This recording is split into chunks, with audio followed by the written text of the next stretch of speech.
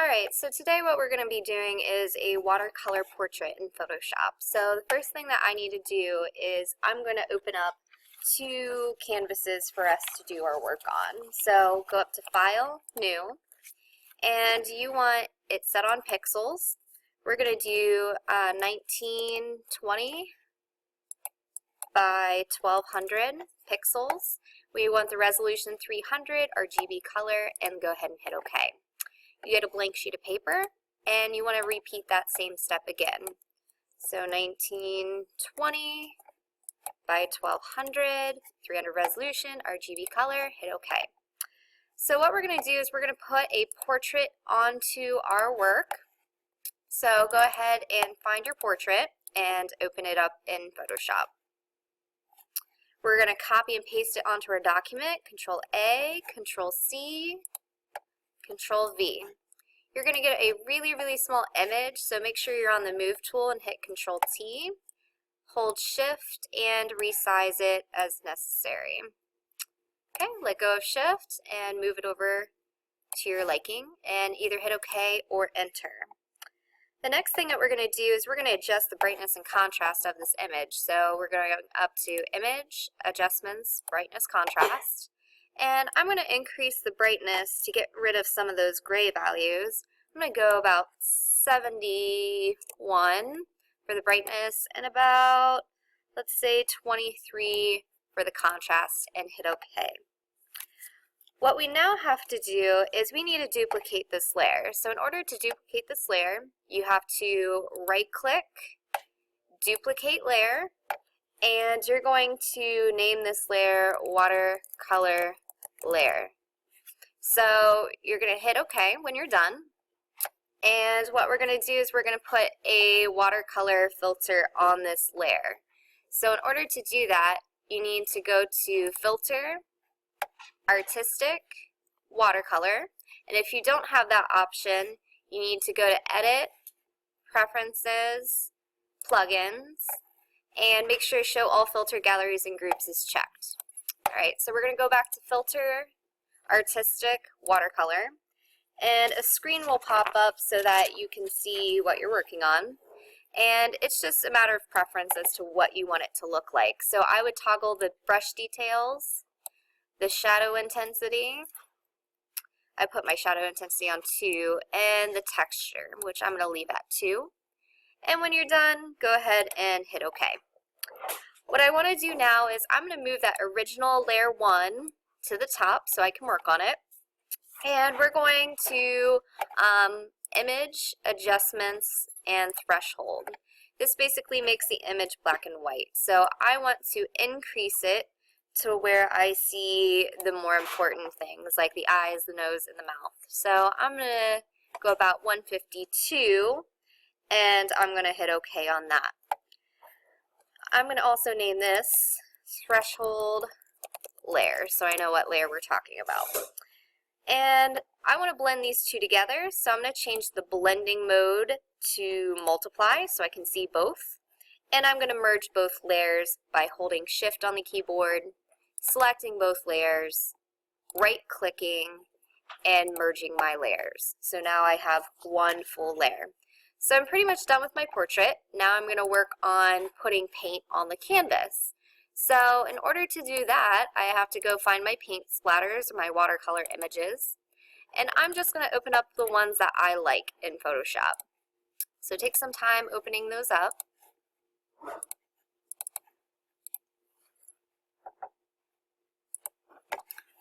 Okay, and I've got two brushes here. So what I'm going to do is copy and paste it onto that blank document.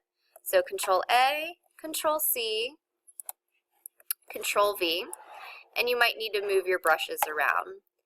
To do the second one, same way, Control A, Control C, Control V, and you notice that I can no longer see that original paint splatter that I put on. So I'm going to change the blending mode to multiply so I can see now both layers. And I'm just going to continue to do that until my page is full. So anytime you add a new layer, you're going to change it to multiply. Now you can rotate your layers, so if I put one down, I set it to multiply and I don't want it to look the same as these three, I can hit Control T and rotate it to make it appear different. And then I'm just going to keep on adding some more layers here real quick. And your goal is to get it pretty full to where you don't have to go back and add anything else to it. So I'm going to keep on adding some more. And you want anywhere from like 6 to 10 layers depending on your image. So I'm going to leave it like that for right now. And when you're done putting your paint splatters down, you have to merge all your layers. So again, hold Shift on your keyboard, click all of your layers, right click, and you want to merge your layers. So now that you have one. And I'm going to put this on my portrait. So Control A, Control C, and I'm going to hit Control V to paste it onto my image. Now we're ready to put it pretty much all together. So what we're going to do is we're going to click the eyeball off the paint layer so we can see our portrait. We're going to click the portrait layer, make sure that's highlighted in blue, and we're going to copy it. So Control A, Control C, we're going to turn the paint layer back on so we can see it. We're going to click on the paint layer so the paint layer is highlighted. And we're going to create a mask. So down here on your layer masking section, you have a little rectangle with a gray circle. Go ahead and click that once. It says Add Layer Mask. And you'll see a chain with a piece of paper. In order to access that layer mask, I have to hold Alt on my computer and click it once, and a blank sheet of paper will appear. I'm going to paste my portrait onto this image, so I'm going to hit Control V, move it over, and you're going to see some little ants kind of walking around your portrait. So you have to deselect that by hitting Control D. And we're going to invert our image. So we're going to invert our image by hitting Control I.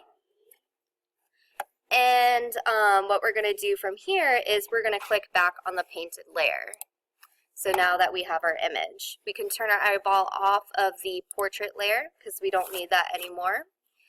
And now we're ready to place a background texture. So to place a background texture, what we're going to do is we're going to go find our texture.